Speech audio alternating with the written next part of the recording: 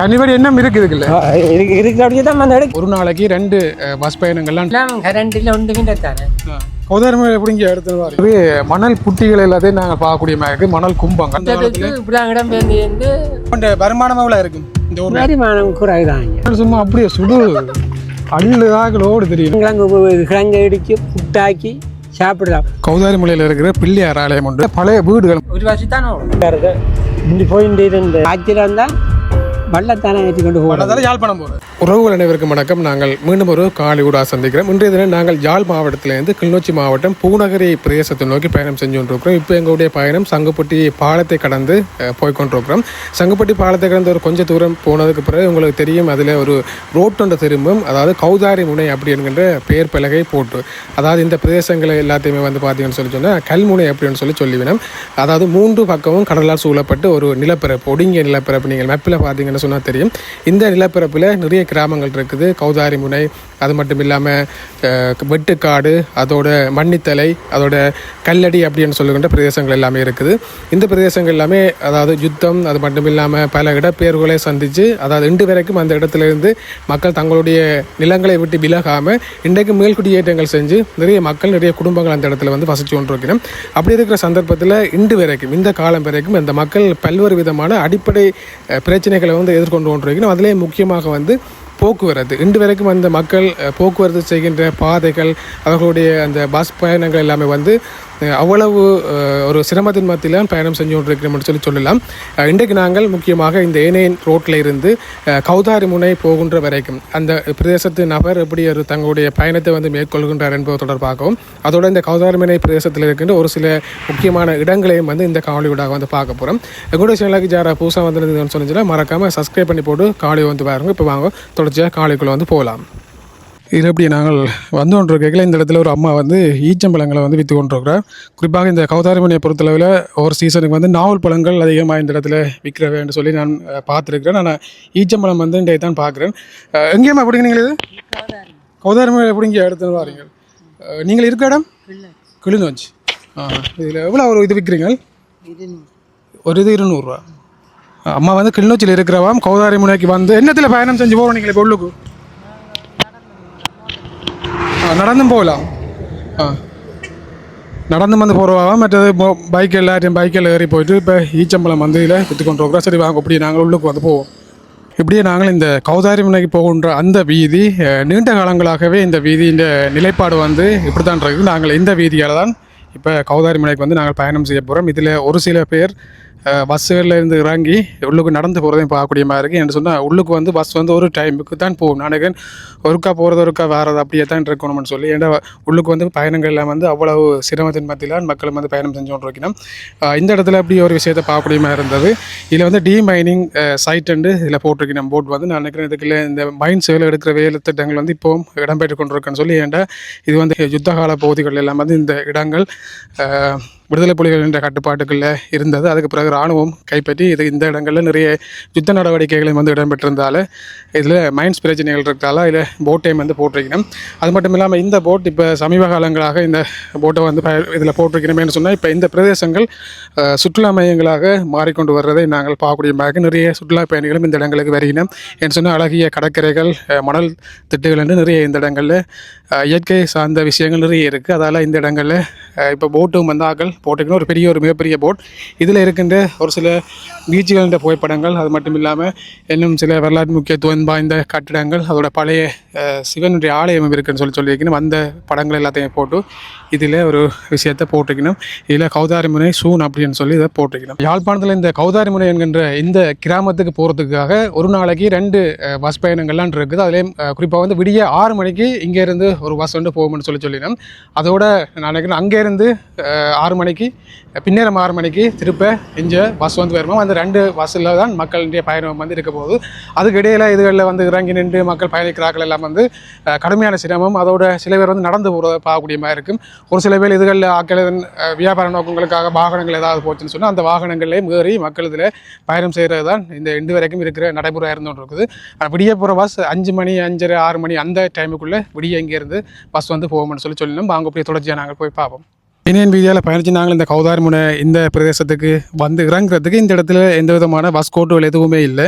மக்கள் இந்த இடங்களில் இந்த இப்போ அந்த இறங்கிச்சோம்னு சொல்லி சொன்னால் இதில் ஒரு கட்டணம் ஒன்று இருக்குது. நான் நினைக்கிறேன் இது வேறு தேவைகளுக்காக தான் இந்த கட்டணங்களை முதல் ஆரம்பத்தில் பயன்படுத்தியிருக்கிறோம். ஆனால் இருந்தாலும் கூட இப்போ இந்த பிரதேசத்து மக்கள் இந்த வெயிலான கால நிலவரங்கள் அதோட இந்த இடங்களில் வெயிட் பண்ணி இங்கே இருந்து வேறு வாகனங்கள் ஏறி போகிறதுக்கும் இந்த ஒரு கட்டணத்தை வந்து ஆக்கள் பயன்படுத்தினோம். பல தேவைகளுக்காக பயன்படுத்தினோம். இதில் முக்கியமாக இப்போ என்ன நடந்து கொண்டிருக்குன்னு சொன்னால் இந்த ஈச்சம்பழ வியாபாரத்துக்காக இதில் மக்கள் வந்திருக்கணும். அங்கே வணக்கம். நீங்கள் எந்த இடம் இருக்கிறது? கௌதாரிமுனை. கௌதாரிமுனை தான். எவ்வளோ காலம் அஞ்சு இருக்கிறீங்க? அவங்க அப்பா அம்மாக்கள் எல்லாம் மிஞ்சாக இருக்கணும். அவங்க வந்து தொடர்ந்தோ பரம்பரை எஞ்சா நீங்கள் தொடர்ந்தோ வசிக்கிறீங்க. இப்போ எங்கே போயிட்டு வந்தது? இப்போ ஆஸ்பத்திரிக்கு போய் வரேன். கிளினி ப்ரெஷர் கொண்டதுக்கு. ப்ரெஷர். அப்போ ஆஸ்பத்திரி போகிறதுக்கு நீங்கள் எத்தனை மணிக்கு வெளிக்கிட்டீங்க? இங்கே 6 மணி. எனக்கு மகன் ஒரு கொண்டு வந்துட்டு 6 மணி தான் பஸ் இங்கே பட்டுக்கடை பிள்ளைய ஏற்றி கொண்டு வராது. அது எனக்கு மகன் ஒரு ஆள் வேலைக்கு போகிறவர் பேங்கில். ஏப்பம் அவர் கொண்டு வந்து ஆஸ்பத்திரி இறக்கி விட்டுட்டு இப்போ இது என்னென்னா போகலாம். வந்தால் ஏற்றி கொண்டு போகணும். அப்படி நீங்கள் வேறு யார்ட்டையும் ஆக்களை கேட்டுத்தான் போக வேண்டியிருக்க வழியே மற்றபடி இதுக்குள்ள உள்ளூர் பஸ்ஸாகவே இடையில இல்லை. இடையில எல்லாரும் தெரிஞ்ச ஆக்கள் வந்தால் ஏற்றிக்கணும். அப்படி புறம்போக்கான இடம் தானே. தனியார் வாகனம் வந்தால் ஏற்றிக்கணும். ஏற்றிக்கணும். இப்படி வீட்டுக்கு வரவைய எல்லாருமே ஏற்றி கொண்டு போகணும். இப்படியான பயணம் இப்போ எவ்வளோ காலமாக தொடர்ந்து இருக்குது? இப்போ முந்தைய ஒரு வாகனம் ஒன்று ஓட்டம் வீட்டில் நடதா. எங்கட அம்மா அப்பாக்கள் இது கேட்க நடதா. இப்போ இடம்பெயர்ந்து தக்காளி அப்புறம் இந்த கரண்டுகள் இதுகள் எல்லாம் ஆனால் சிவங்கோவில் ஒன்று கட்டுப்படுது. மனத்தர சிவங்கோவில் அது அப்புறம் கொஞ்சம் முன்னேற்றம் கூட படுக்கிறதுக்கு இஞ்சான் ஓயில் எல்லாம் இஞ்சான் படிப்பிக்கிறார். இப்போ ஆக்கள் இங்கே உங்கள் ஊரில் இருக்க பிள்ளைகள் இருக்கு தானே. இப்போ எந்த பள்ளிக்கூடத்துக்கு போய் படிக்கணும்? உள்ளுக்கு பள்ளிக்கம் இருக்கா? உள்ளுக்கு 10ஆம் பட்ட இருக்கு. சோதனைக்கு இஞ்சாம் பாரவி மகாவித்திய வாடியடி. இப்போ நிறைய தூரம் இல்லோ பஸ் இருக்கிறபடியா போகக்கூடிய காலம் பஸ்ஸுக்கு வந்தால் பின்னாடி பஸ்ஸுக்கு தான் ஒரு பஸ்ஸு தான் ஓடுது. அதில் பேர் பிரச்சனை. அப்படி சில சரியாக தான் இப்படி ஓடி வந்து மோட்டர் சைக்கிள் ஏற்றி உடந்து விட்டுட்டு பள்ளிக்கூடம் ஓடிய சகோதரங்கள் வந்து ஏற்றி கொண்டு போகணும். பிரச்சனை தங்க மடம் தான் இது ஏற்றலாம். அந்த காலத்தில் எப்படி இருந்தது ஊர்? அந்த நாளில் கொஞ்சம் கஷ்டம் தான். அந்த நாள் இந்த பாதையில கொட்டடி சிறிய பேரங்கு பண்ண கோட்டை அதுதான் கொண்டு எங்களுடைய இதெல்லாம் தொழில் கடலுக்கு தான் போகிறது. அப்போ அதில் போய் அதுதான் ஆஸ்பத்திரி போகிறது. அப்போ கொண்டு பயணம் கடல் போட்டு விளாட்லான்னு போகிறது.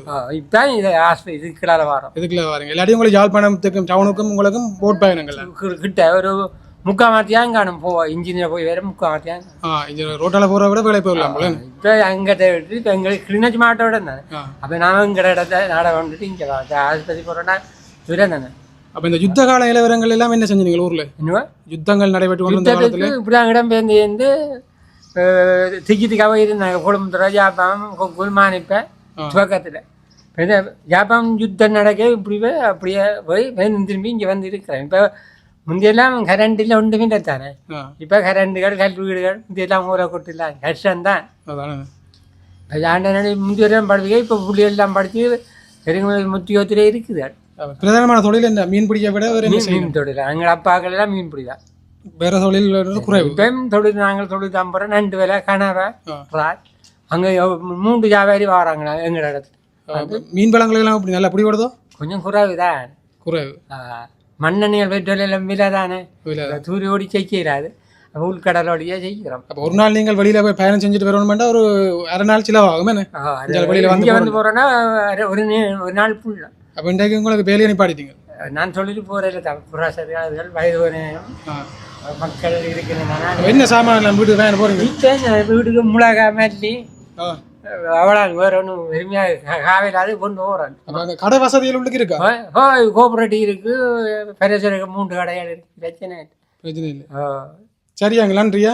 நன்றி. இதில் ஈச்சம்பழத்தையும் வாங்கி ஒருக்கா பார்த்துட்டு என்ன மாதிரி இருக்குன்னு சொல்லி அதை அப்படி வாங்கிட்டு நாங்கள் இப்படியே இந்த கௌதாரிமுனை கிராமத்தை நோக்கி வந்து பயணம் செய்ய போகிறோம். நாங்கள் போகின்ற இந்த பாதைகள் எல்லாம் வந்து கடினமான பாதைகளை தான் இருக்க போது. வாங்க அப்படியே தொடர்ச்சியாக எங்கள் பயணம் எப்படி இருக்குன்னு சொல்லி பார்ப்போம்.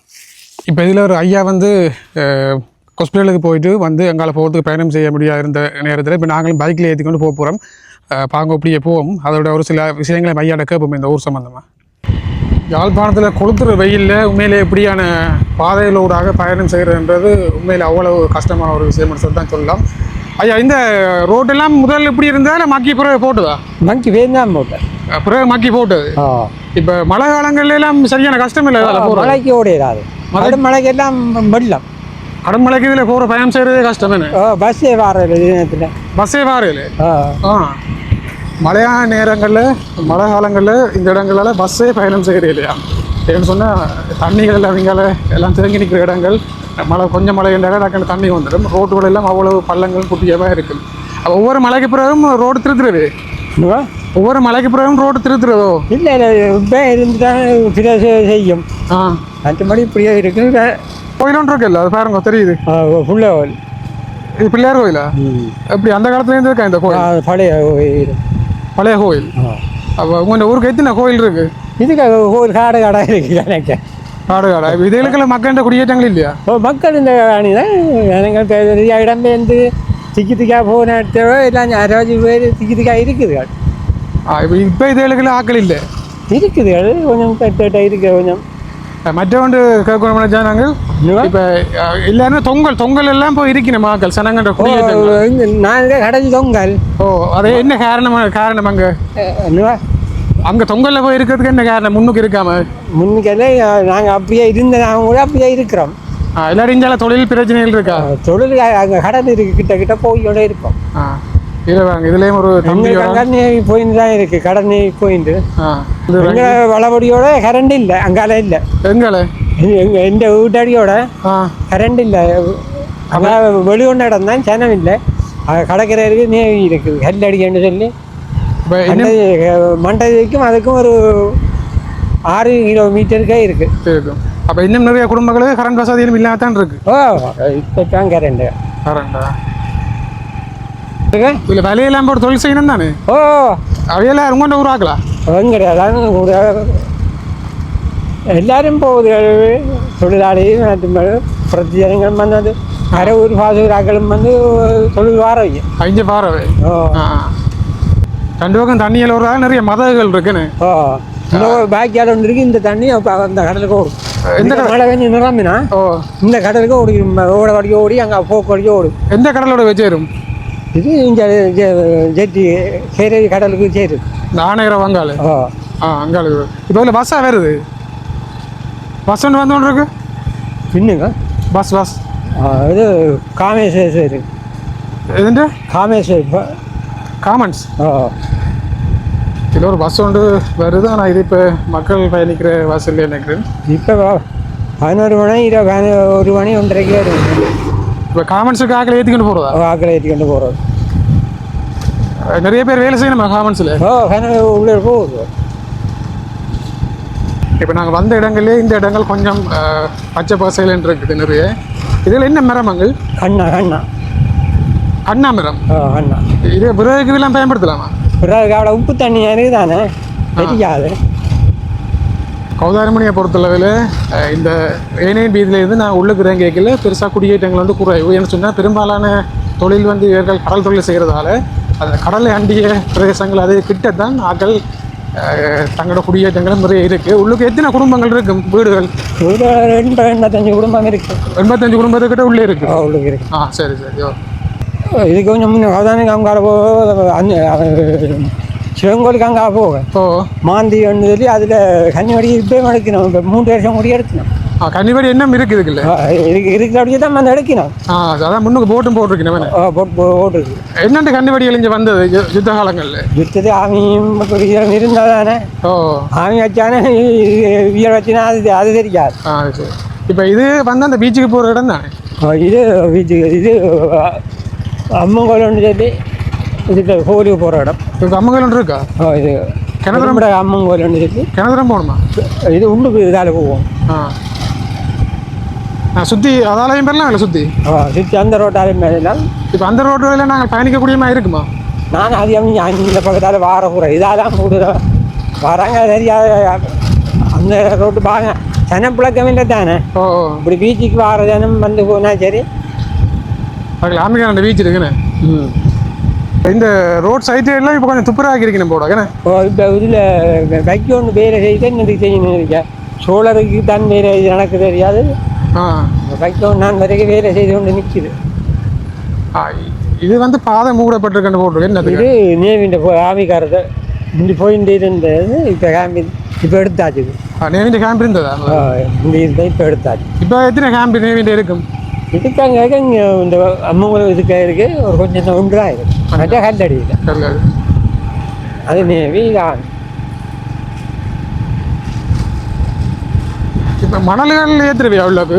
எல்லாமே மணல்கள் ஏற்றுறது இப்போ முந்தி ஏற்றுருவியா? முந்தி ஏற்றுற இப்போ விட்டாச்சு. இப்போ எல்லாம் தடை செஞ்சாச்சு. அப்பா நாங்கள் பயணம் செஞ்ச வரைகள் இதுக்கு இல்லை பிள்ளையார் கோயில் ஒன்று இருக்கோம். அப்போ அந்த கோயிலையும் பார்த்துட்டு கொண்டு வந்தோம். ஆனால் இதுக்கு ஒவ்வொரு பாதைகளும் அவ்வளவு மோசமாக இருக்குதுன்னு சொல்லலாம். மணல் அதுக்குள்ள பைக் ஓடையெல்லாம் இருக்குது. ஏன்னாங்க கௌதாரிமலையில் இருக்கிற பிள்ளையார் ஆலயம் உண்டு. இந்த ஆலயம் வந்து இருக்கிற இடம் ஒரு மணல் பாங்கான பிரதேசம். அப்படியே மணல் புட்டிக்கு மேலே தான் இந்த ஆலயம் வந்து அமைஞ்சிருக்குன்னு சொல்லலாம். இப்போ இதில் வந்து ஒரு கிணறு இருக்கிறதால வெயில் அப்படி அடிச்சு நிற்கிது. கீழே கால் வந்து வைக்கிற அளவுக்கு அவ்வளோ சூடு. அப்படியே தண்ணியை நான் குடிச்சிட்டு போகும்னு பார்த்துனாங்க. இப்போ ஆலயம் எல்லாம் வந்து நினைக்கிறேன் புனரமைப்பு வேலைகள் வந்து செஞ்சிருக்கிறேன் போடாது. சரியான உயரத்தில் இருக்கு அந்த கோயில். கால் வைக்கல அளவுக்கு சுடுது.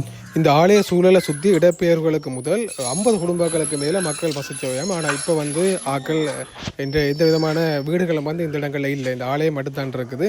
இந்த ஆலயத்துக்கு பூசை செய்கிறதுக்கு கூட சாவகச்சேரி அங்காளி பிரதேசங்களில் இருந்து வந்த மக்கள்லாம் இந்த இடங்களில் இன்றைய தினமும் பூசையை வந்து செஞ்சு கொண்டிருக்கிறோம். ஆலயத்துக்கு உள்ளே இருக்கின்ற தண்ணி வந்து நல்ல தண்ணியாக குடிக்கலாம் அப்படின்னு சொல்கிறாங்க. பார்ப்போம். இந்த ஆலயம் வந்து ஒரு உயரமான பகுதியில் தான் இருக்குது. ஏன்னா நான் கீழாண்டு பார்க்கல எங்களை விட ஒரு உயரமான புட்டியில் இருக்குது. என்ன விஷயம்னு சொல்லி பார்த்தீங்கன்னா இந்த ஆலயத்துக்கு பின்னால் ஒரு மண் புட்டி ஒன்று இருந்தால் அந்த மண் புட்டியை இழுத்து இந்த ஆலயத்தினுடைய சூழலை அப்படி உயரமாக்கி தான் இந்த கட்டடங்கள் வந்து கட்டியிருக்க வேண்டாம். இங்காலையெல்லாம் இந்த ஆலயத்து முன்பகுதியில் தண்ணி நிற்கக்கூடிய பகுதி. இந்த இது உயரமாக கட்டினதால தண்ணி எழுமுறாத அளவுக்கு ஆலயத்தை வந்து கட்டியிருக்கணும். பாருங்க எவ்வளவு தூரம் உயரமாக இருக்குன்னு சொல்லி. இங்கே இருந்து நாங்கள் இப்படி ஆலயத்துக்கு அன்றைக்கி கேட்குற கொஞ்சம் இல்லை கூலாக இருக்குது. சும்மா அப்படியே சுடு அள்ளுதாக ஓடு தெரியணும் கொடகுடி. ஓ கூல என்ன வை இது சும்மா கஜாயம் கொண்டு தான் வரத்து கொண்டு வரைக்கும். அதுக்கு எப்படி நாங்கள் போகிற வழியில் பழைய வீடுகள் முந்தியெல்லாம் பெரிய வீடுகளும் கட்டி இதில் இருந்திருக்கிறோம். ஆனால் இப்போ எல்லாம் வீடுகள் எல்லாம் மேலே கூரை இல்லாமல் எங்களுக்கு இது என்ன நடந்தது இந்த வீடுகளுக்கு? அந்த வீடுகளுக்கு என்ன நடந்தது? எல்லாம் செல்லில் அடிச்சு ஆக்கள் யுத்தத்தில் செல்லுகள் அடிச்சு எல்லாம் இதாக போச்சு. அப்போ இதில் இல்லாமல் இருந்திருக்கிறோம் ஆக்கள் என்ன பிள்ளைகள் இல்லாமல் அங்கே கொஞ்சம் பேசிக்கிறதுக்காக கொஞ்சம் இதாக போகும் தந்திக்கிறதுக்காக இருக்குது. இந்த இடங்களில் ஒரு சில பேர் காணிகளை வாங்கி சோலார் கரண்ட் இருக்குது தானே, சோலார் வந்து ஆக்கள் போட்டுக்கிறோம். அங்கே இது ஒன்று தான் இருக்கா இல்லை வேறு இடங்கள்லையும் இருக்கு? வா நிறைய பேர் சோலார் போடுறதுக்கான இடமா ஆக்கள் இங்கே காணிகள் வாங்கினோம் போடாங்க இருக்கு. இது ஊர் மக்கள்லாம் போட்டுக்கணுமா இல்லை இல்லை இல்லை நீங்கள் பார்க்குற அப்படி சோலார் ஃபுல்லாக பெரிய ஒரு பரப்புக்கு போட்டிருக்கணும். நாங்கள் வந்து ஆரம்பத்தில் வந்த நிலத்தோட்டத்துக்கு மிஞ்சால வரையக்கில் நிலத்தோட்டங்களில் வந்து நிறைய மாற்றங்கள்னு சொல்லி தான் சொல்லலாம். இதில் பாருங்க இப்போ நிறைய மணல் புட்டிகள் எல்லாத்தையும் நாங்கள் பார்க்கக்கூடிய மாதிரி இருக்குது. மணல் கும்பங்கள் அவ்வளோ பெரிய கும்பங்கள் சொல்லி மருது குளம் ஒன்று இருக்குது. இது மருதடின்னு சொல்கிறதா? இது மருதடி. இது குளம் என்ன? இது குளம்.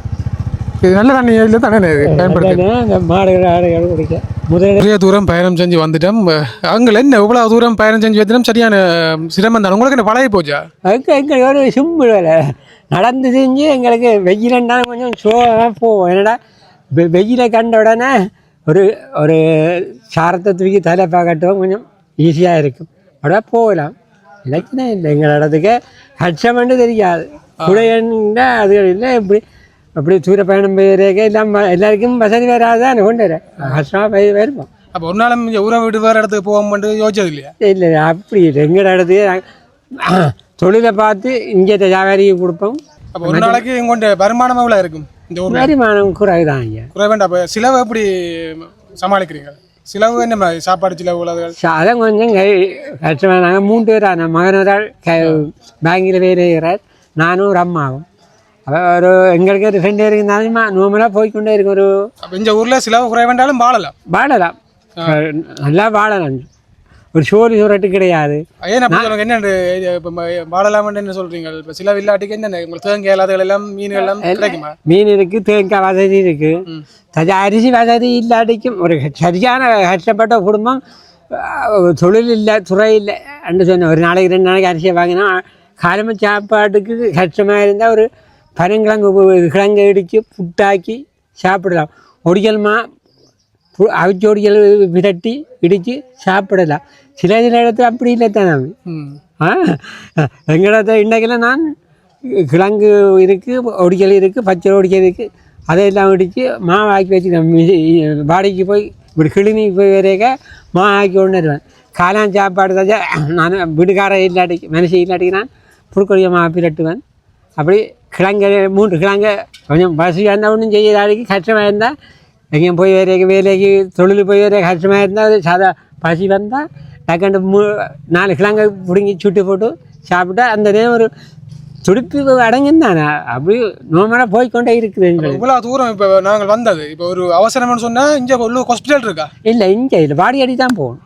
வாடியடின்றா பூனேரி இதுக்கு தான் போகணும். அங்கே தான் ஹாஸ்பிட்டல் இருக்கு. அப்போ முந்தியெல்லாம் என்ன படகு மூலங்கள் போகிற இல்லையா யாழ்ப்பாணத்துக்கு? அதான் அந்த நாளில் எங்கள் அப்பாக்கள் எங்களுக்கு ஒரு காய்ச்சல் இருந்தால் வள்ளத்தானே ஏற்றி கொண்டு போகிறோம். யாழ்ப்பாணம் போகிறோம். யாழ்ப்பாணம் கொண்டு போய் கோட்டைக்கிட்ட விடுவினோம். கோட்டை அந்த நாள் கோட்டை பண்ண கோட்டை சிறிய பேரங்குகள் அதை விட்டு தான் ஆஸ்பத்திரிக்கு கொண்டு போய் விட்டு பெருந்து மாதிரியாக காலம் விட அப்போ இன்ஜின்கள் இல்லை தான். இதுதான் மோட்டர் இன்ஜின்கள், மோட்டார் சைக்கிள், ஆட்டோ. அப்போ முந்தி கார் பயணம் போனால் கார் முடிச்சு தான் பயணம் வியாபாரம் போகிறான்னா. இப்போ ஆட்டோ இருக்குது, மோட்டார் சைக்கிள் இருக்குது, பல வித்தியாசம் தானே. அப்புறம் மோலாக போகுது பிரச்சனை. இப்போ ஒரு அவசரம்னு சொன்னால் இங்கே யாழ்ப்பாணம் போகிறது கூட வாக்கல் ஹாஸ்பிட்டலுக்கு, இங்கே பூனாரி போகிறது கூட இப்போ எத்தனை வாடியடி இங்கே பூனாரிக்கு தான் நாங்கள் வாடியடி பூனேரி பூனாரிக்கு இப்போ போகிறதுக்கு இப்போ அவசரத்துக்கு ஆட்டோவில் அடித்தா கொண்டாலாம் அங்கேருந்து வரைக்கணுமா? கடும் வருத்தம்னா இது ஆம்புலன்ஸ் சர்வீஸாக வருக்கணும். ஆம்புலன்ஸ் சர்வீஸ் எல்லாம் வரைக்கணும். நம்பர் எல்லாம் வச்சுக்கிறீங்க? எல்லாம் நம்பர் எல்லாம் இருக்கு. சரி எங்களா ஓகே உறவுகளே, டைம் வந்து கூட வந்தாலும் நாங்கள் இதோட இந்த காணொலி வந்து முடிக்கிறோம். இந்த காணொலியில் வந்து நீங்கள் இந்த கௌதாரி முனை பிரதேசத்து மக்கள் இந்த தங்களுடைய போக்குவரத்தில் எவ்வளவு தூரம் பிரச்சனைகளை எதிர்கொள்ளினோம் என்பது தொடர்பாகவும் அதோட இந்த இடங்களில் இருக்கிற ஒரு சில விஷயங்களையும் பார்த்துருப்பீங்கள். இன்னும் நாங்கள் மேலதிகமான இந்த பிரதேசங்கள் தொடர்பான காணொலியோட வந்து சந்திப்போம். இதோட வந்து காணொலியை நாங்கள் முடிச்சுக்கொள்கிறோம்.